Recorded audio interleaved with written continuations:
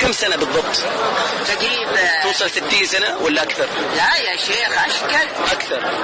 أقول لك على مدة عبد العزيز وأنا أشتغل هنا بريال. من ذيك الأيام وأنت كل يوم في الحرم؟ ما قد غبت ولا يوم؟ ولا غبت إلا كاني مريض.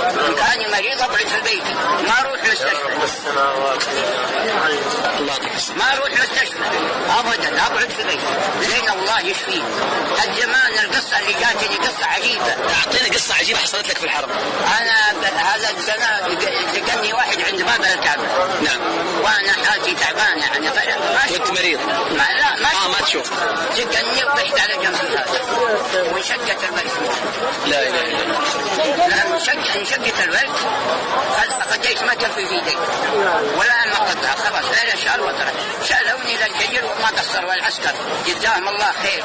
شالوني وصليت الفرض وأنا قاعد ودوني البيت. من البيت ودوني المستشفى عيالي ولا أنا ما أدري عن نفسي ولا رمضان مقبل باقي 3 أيام.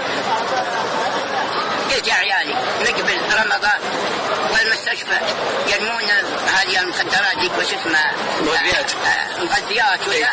قال لا تصوم الحين تفطر بعدين تفطر. طيب بس خليك برنامج وروح شيل اوراقك. قال ايش؟ قال هارب. قلت هاربين.